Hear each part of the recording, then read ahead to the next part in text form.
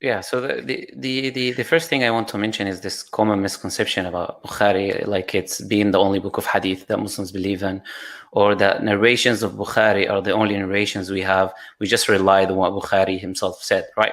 We have many books that was written before Bukhari. The difference between Bukhari and the others is that Bukhari, he made his collection only authentic.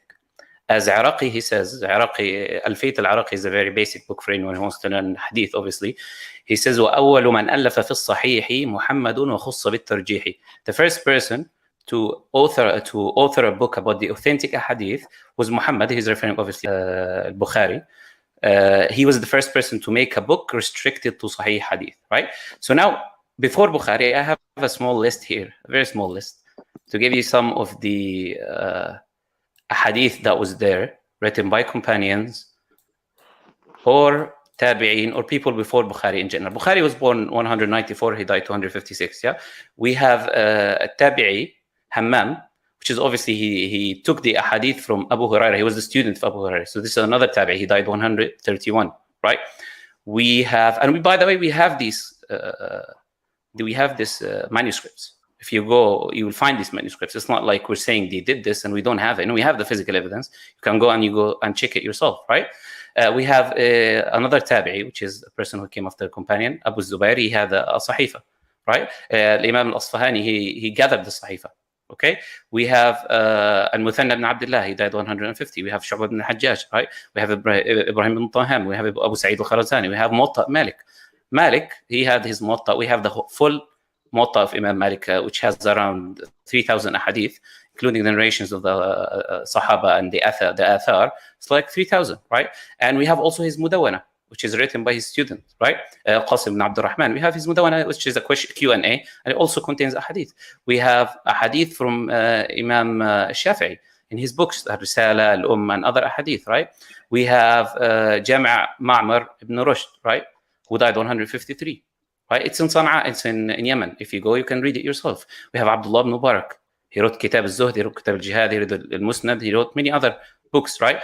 So these are just a little few. I can give you a lot more, by the way. This is just some of the people who wrote even before Bukhari was born, right? So if you take Sahih al-Bukhari and you throw it somewhere else, that's not an issue for us. Reality is all of these hadith was there before Bukhari was there, right? Musnad Imam Ahmad and Musnad Abu Shayba, it has more. Musnad Imam Ahmad alone has 3 times the hadith in Bukhari. We have mustakhrajat, which are written on the hadith narrated in Bukhari, but in different books of hadith, right? So it's not like we're relying on Bukhari. But let me mention this key point. Why do we accept? Why do we keep mentioning Bukhari? Why do we say it's the second authentic book after the Quran? And I think this is a point where people miss.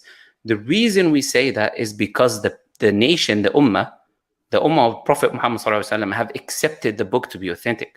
So what is validating the book is not Bukhari himself, but the nation, the Ummah, gathering on this book and saying this is authentic. When Bukhari wrote his book, he went to Ahmad ibn Hanbal and he went to Yahya ibn Ma'in. And he went to these people, and these people have testified that his book was okay. So he didn't just write the book and that's it. No, the people in the community who are experts on the science of hadith have authenticated the narrations that he brought forward. Yahya ibn Ma'in, for example, he used to go and teach his teacher.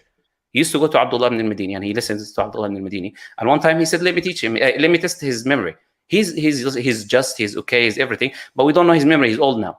So he sat down and he mixed the narration, the chain of narration with the matn, with the words itself. Then Abdullah ibn al-Madini, he got angry. And Imam Ahmad was sitting next to him. He said, this will not come from you. It comes from this guy. It comes from him. He's the one who would dare to test his teacher, basically. They used to teach their own teachers. The reason being, this is the religion, right? We don't rely on what people just say, this is authentic, this is not authentic. No, the community used to know who the liar were. The people used to go on the street and say, Fulan is a liar. This person is a liar. And he scream in the road, don't take from this guy, is a liar. If he made one lie about a hadith. So the reality is it was a consensus of a community. And that is the reason we accept it. Allah subhanahu wa ta'ala, he says in the Quran, in chapter 4, verse 115, he says, وَمَنْ يُشَاقِقِ الرَّسُولَ, whoever opposes the messenger and takes any way other than the way of the believers. So what validates the consensus is the Quran. The Quran states that if the believers have a consensus upon a certain topic, a certain subject, then we accept it. So the reason we're accepting this hadith is because the Quran validates the consensus of the believers, right? And also Allah, He says in the Quran about the companions, they are trustworthy. You can take from them. He says in chapter 9, verse 100, right? That those who follow them and the companions, Allah is pleased with them, and they are pleased with Him. So we are not just basing things on what we think, rather that we have a very strict criteria, right? The issue is, as the Sheikh stated, is that the people don't learn. The people don't look what authentic chain is. Like the brother who came, his name is Muhammad ibn Khalid, I think, or something like that.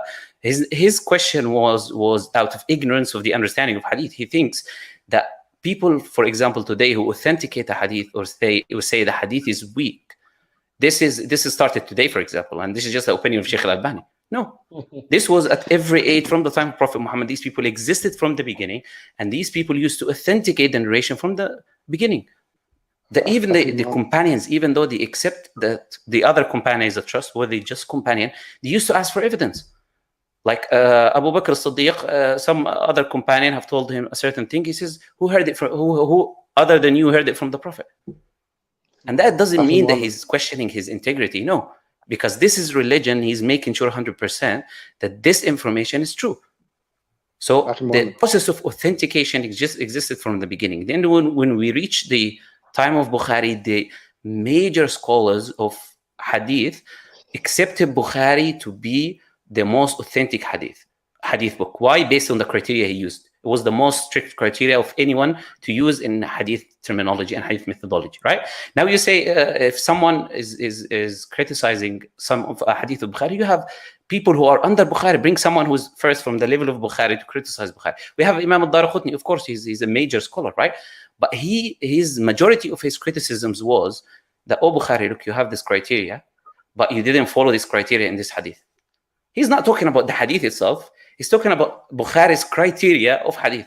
He says, you said a condition that a person must meet another person, for example. This person didn't meet this person. So you missed this criteria in this hadith.